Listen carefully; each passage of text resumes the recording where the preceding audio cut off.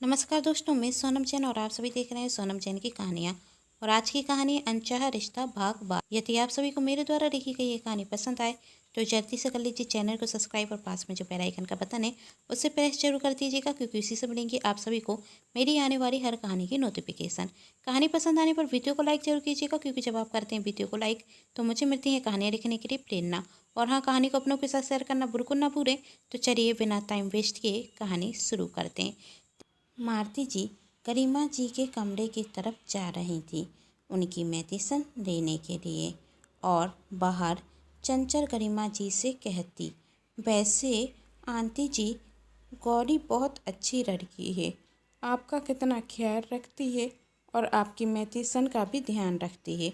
अकेले ही कितना सब कुछ कर लेती है, घर के काम और कॉलेज की पढ़ाई, और साथ में आपका और अपनी माँ का भी बहुत अच्छे से ध्यान रखती है। तब गरिमा जी मन में सोचती, आखिर इस चंचल को हो क्या गया है। आज जो कुछ दिनों पहले गौरी की बुराई कर रही थी, गौरी की पार्टी में बेइज्जती करा रही थी, आज वही गौरी की इतनी तारीफ कर रही है। क्यों, सच में इसका हृदय परिवर्तन हो गया है, या इस सब के पीछे भी कोई शरारत है। चंचल गौरी की तारीफ करती जा रही थी कि तभी गरिमा जी ने कहा, बेटा, गौरी तो सच में बहुत अच्छी लड़की है, पर मुझे समझ में नहीं आ रहा आज तुम गौरी की इतनी तारीफ क्यों कर रही हो। तब चंचल आंखों में आंसू लिए कहती, आंटी जी, हर कोई हर वक्त एक समान थोड़ी ना रहता है। मैं बदल चुकी हूँ, जब से गौरी से मिली हूँ मुझे समझ में आ गया है कि यदि हम दूसरों को प्यार देते हैं तो उनसे प्यार पाते भी हैं। और गौरी ने कितनी जल्दी इस घर में, इस घर के लोगों के दिल में जगह बना ली है। और मैं तो कब से आपको जानती हूँ, फिर भी आपने कभी मुझे अपना नहीं माना। गौरी तो आपकी कितनी जल्दी अपनी बन गई, सच कहा ना मैंने आंटी जी। तब गरिमा जी ने कहा, बेटा, माना कि गौरी को मैंने हमेशा अपना माना है, लेकिन ऐसी बात नहीं है कि मैं तुम्हें अपना नहीं मानती हूँ। बस कभी कभी तुम जाने अनजाने में कुछ ऐसी बातें कर देती हो जो मुझे पसंद नहीं आती। पर आज मुझे खुशी है कि तुम्हारा हृदय परिवर्तन हो गया, तुम गौरी को समझ चुकी हो। और यदि तुम भी गौरी की तरह रहोगी तो मैं तुम्हें अपना क्यों नहीं मानूंगी। जहाँ बाहर गरिमा जी और चंचल बातें कर रहे थे, वहीं जब मारती जी अंदर जाती तो वह देखती कि मेडिसिन तो यहाँ नहीं रखी है। वह गरिमा जी के कमरे में हर जगह मेडिसिन देखने लगती, पर उन्हें मेडिसिन कहीं नहीं दिखती। नहीं, तभी वह बाहर आकर कहती, गरिमा, मेडिसिन तो अंदर नहीं है, मैंने देख लिया है, पर मुझे कहीं मिल नहीं रही है। अरे, आप क्या कह रही हैं? अभी तो गौरी ने कहा था ना कि मेडिसिन बेड के पास वाली टेबल पर रखी है, वहीं होगी। आप रुकिए, मैं देखती हूँ। कहते हुए चंचल मन ही मन मुस्कुराते हुए गरिमा जी के कमरे में जाती और मेडिसिन देखने का नाटक करने लगती। तभी वह कहती, अरे, मेडिसिन तो यहाँ पर नहीं है। और वह गरिमा जी की तबीयत खराब होने लगती। अरे आंटी जी, आपको क्या हुआ? चंचल ने कहा, बेटा, वह चक्कर से आ रहे हैं, आप ना बेड पर रेस्ट कर लीजिए, आपको रेस्ट की ज़रूरत है। मैं अभी गौरी को फ़ोन कर कर पूछती हूँ कि मेडिसिन कहाँ है। अब वो क्या है ना, वह दिन भर इतना काम करती है तो भूल गई होगी। अभी मैं फ़ोन कर लेती हूँ। कहते हुए चंचल गौरी को फ़ोन लगाती। गौरी चंचल का फ़ोन देखते हुए सोचती, अभी चंचल जी मुझे फ़ोन क्यों कर रहे हैं। तब जगदीश ने कहा, किसका फ़ोन है? गौरी ने कहा, चंचल जी का फ़ोन है, मैं अभी फ़ोन अटेंड कर कर बताती हूँ क्या काम है। उन्हें गौरी चंचल का फ़ोन उठाती तो चंचल कहती, गौरी कब से फ़ोन लगा रही हूँ मैं तुम्हें, तुम फ़ोन क्यों नहीं उठा रही थी? और तुमने आंटी जी की मेडिसिन कहाँ रखी है? तब गौरी ने कहा, चंचल जी मैंने बताया था ना, बेड के पास में जो टेबल है वहीं पर रखी है। अरे वहाँ नहीं है। वहाँ कहाँ, पूरे कमरा देख चुकी हूँ, हमें मेडिसिन कहीं नहीं मिली है और आंटी जी की तबीयत भी खराब हो रही है। अच्छा तुम मुझे मेडिसिन का नाम बताओ, मैं अभी लेकर आती हूँ। तब गौरी ने कहा, आप परेशान क्यों होती हैं, मेडिसिन वहीं है। तब चंचल कहती, मैं झूठ नहीं बोल रही हूँ और यह वक्त अपनी होशियारी छाँटने का नहीं है। जल्दी से मेडिसिन का नाम बताओ। गौरी मेडिसिन का नाम बता देती। तभी जगदीश कहता, क्या हुआ? तब गौरी कहती, मैंने मेडिसिन वहीं पर रखी थी, पर चंचल जी कह रही हैं वहाँ मेडिसिन नहीं है और आंटी जी की तबीयत भी खराब हो रही है। चंचल जी मेडिसिन लेने के लिए गई हैं।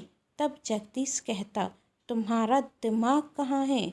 आजकल तुम तो माँ को हर दिन मेडिसिन देती हो ना, तो कहाँ रखती थी मेडिसिन तुमने?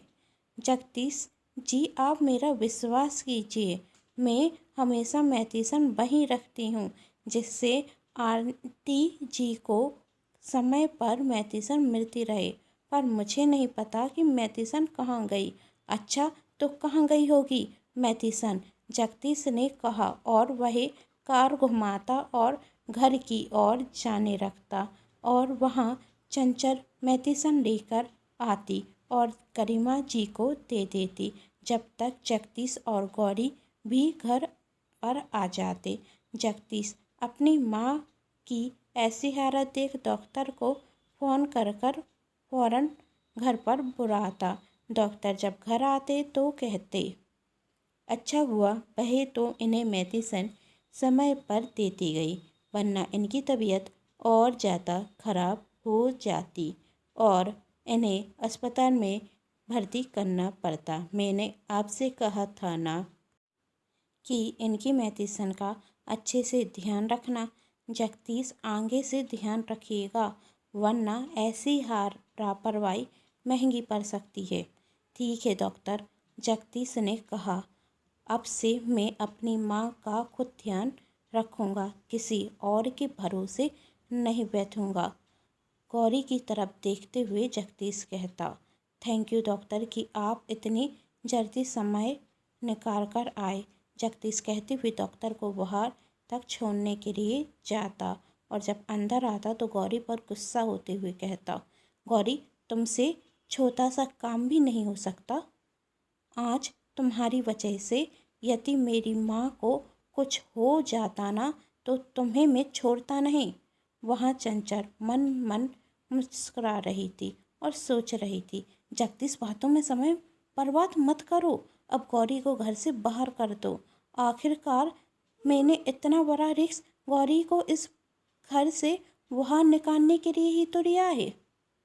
इसकी वजह से तुम्हारी माँ की यह हालत हुई है, तो तुम इसे घर से बाहर निकालो दो। और जगदीश गौरी पर गुस्सा होता जा रहा था। तभी चंचल कहती, गौरी गलती तो तुम्हारी थी, तुम्हें इस तरीके से लापरवाही नहीं करनी चाहिए थी।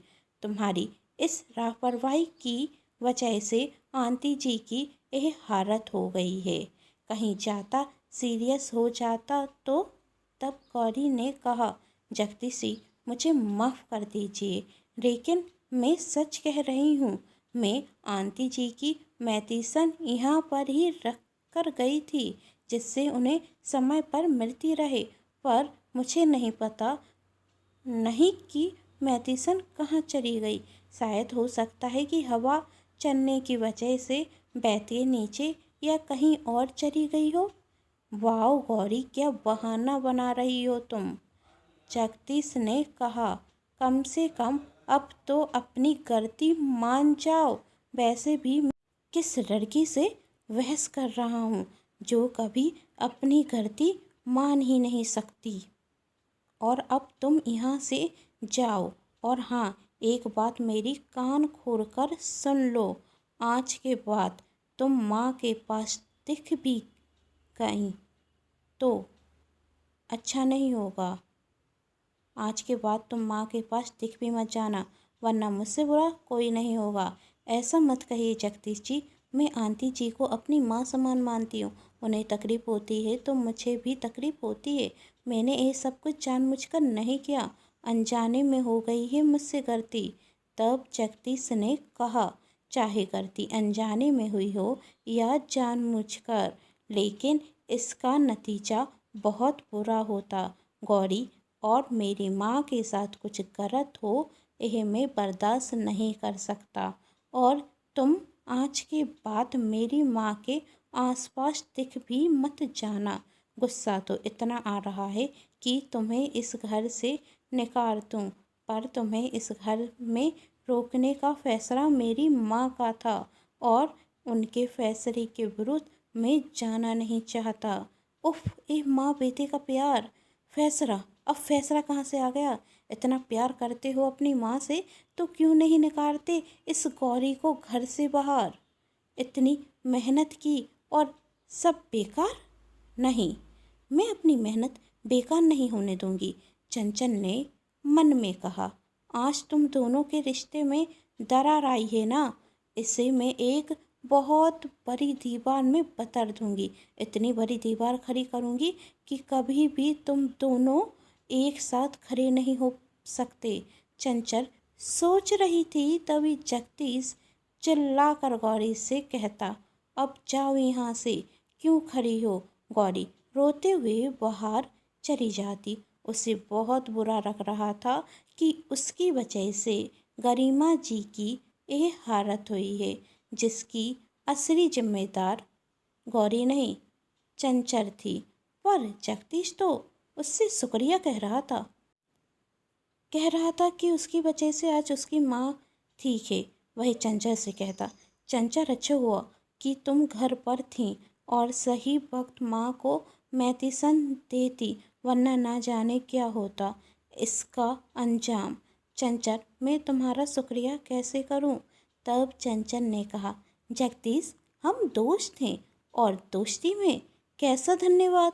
और सच तो यह है कि आंटी जी मेरी माँ जैसी हैं। तुम तो जानते हो कि मैं अपनी फैमिली से दूर रहती हूँ और तुम ही तो मेरे सबसे अच्छे दोस्त हो। तो क्या आंटी जी के लिए मैं इतना नहीं कर सकती? यदि आंटी जी को कुछ हो जाता तो सच में मुझे दिल से बहुत बुरा लगता। मैं बहुत खुश हूँ कि भगवान ने मुझे इतना अच्छा मौका दिया कि मैं आंटी जी की सेवा कर सकती हूँ। और जगदीश, यदि तुम बुरा ना मानो तो एक बात कहूँ? बोलो चंचल, क्या बात है? चंचल कहती, जगदीश, जब तक आंटी जी ठीक नहीं हो जाती तो क्या मैं यहाँ पर रुक सकती हूँ? अब कभी कभी तुम काम में ज़्यादा व्यस्त हो जाते हो तो उस वक्त मैं तुम्हारी मदद कर सकती हूँ। तब जगदीश ने कहा, मेरी माँ काम से ज़्यादा वर्कर नहीं है मेरे लिए, लेकिन तुम चाहो तो यहाँ पर रुक सकती हो। यह तो अच्छा होगा ना कि माँ की देखभाल के लिए तुम जैसी समझदार लड़की होगी यहाँ पर। गौरी जैसी बेवकूफ़ लड़की पर अब मैं विश्वास भी नहीं कर सकता। चंचल मन ही मन बहुत खुश होती और कहती, चलो मेरी चार कुछ हद तक तो कामयाब हुई। तो अब जगदीश गौरी से दूर रहेगा और मेरे करीब आएगा। इस बहाने ही सही जगदीश मुझे पसंद तो करेगा। कहानी में आगे क्या होगा? क्या जगदीश की नफरत गौरी के प्रति बढ़ती जाएगी? और क्या चंचल जगदीश को अपने झूठे प्यार के जाल में फंसा लेगा? जानना चाहते हैं तो कहानी के साथ बने रहिए और कहानी का अगला भाग देखना बिल्कुल नहीं भूलें, जिसके लिए कर लीजिए चैनल को सब्सक्राइब। क्योंकि जब भी मैं लेकर आऊँ कहानी का नया भाग तो आप सभी को पता चल सके। तो मिलते हैं अगले भाग में। कहानी पसंद आने पर चैनल को सब्सक्राइब, वीडियो को लाइक एंड शेयर जरूर कीजिएगा। Thanks for watching.